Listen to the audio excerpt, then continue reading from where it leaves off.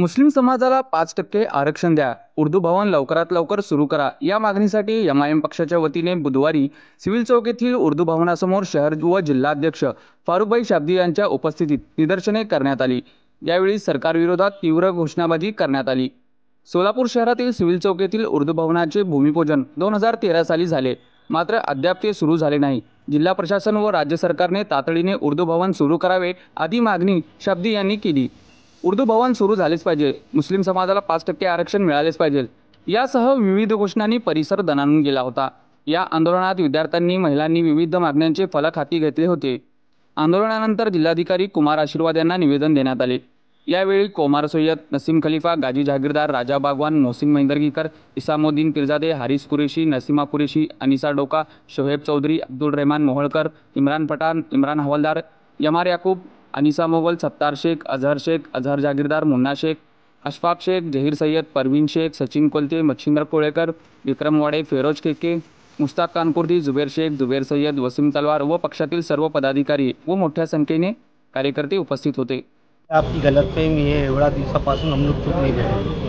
कुछ साल पहले इम्तियाज़ जलील जो हमारे औरंगाबाद के खासदार हैं, उनके नेतृत्व में हम लोग मुंबई भी एक मोर्चा लेके गए थे, जहाँ पर जब रैली लेकर गए थे, जब कांग्रेस और एनसीपी इनकी सरकार थी, जब भी हमने मांग की थी तो हम लोग चुप नहीं बैठे। हम लोग मुसलसल कंटिन्यूसली ये मांग उठा रहे हैं। लेकिन आपका सवाल सही है, मुझे ये लगा कि ये एक सीज़न चल रहा है आरक्षण देने का या मांगने का। जैसे सरकारें गंभीर हो रही है, आमरण उपोषण जो कर रहे हैं वह फिर जा रही है, उनको आश्वासन दे रही, तो हम लोग ने भी यही सोचे कि अगर हमारे मराठा भाई हो, धनगर भाई हो, हमारे ओबीसी भाई उनके हक बचाने के लिए आवाज़ उठा रहे, तो उनके साथ साथ जब सरकार उनको आश्वासन दे रही है तो हम लोग का भी ये काम है कि हम लोग भी हमारे समाज के लिए जो आरक्षण मिलना चाहिए उसकी मांग करते हैं।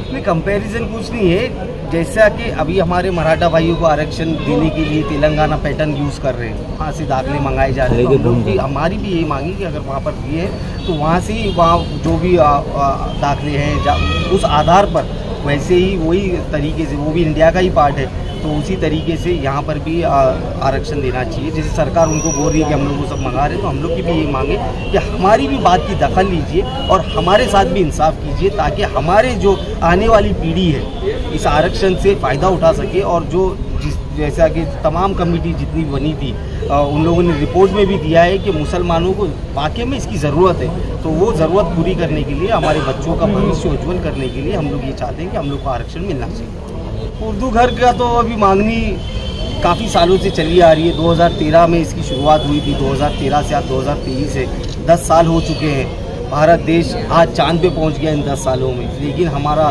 सोलापुर शहर का उर्दू घर का उद्घाटन नहीं हो पाया है। तो हमारी मांग यही है कि उर्दू घर का जल्द से जल्द लोकार्पण किया जाए, इसको चालू किया जाए, ताकि जो उर्दू ज़बान है हमारी, जो गंगा जमुना तहजीब का एक प्रतीक माना जाता है और जो कि मुसलमानों की ज़बान नहीं है। आप देखिए इतिहास में कि ये सब धर्म की ज़बान थी, और क्या बोलते हैं, इंडिपेंडेंस से पहले सिंधियों की ज़बान थी। आज उर्दू को बहुत मान्यता देते हैं, बड़े बड़े शायर आए, बड़े बड़े लिटरेचर्स लिखे गए, तो उसको ज़िंदा रखने के लिए हमारी मांग ये है कि उर्दू ज़बान को बढ़ावा देने के लिए उर्दू घर की स्थापना होनी चाहिए।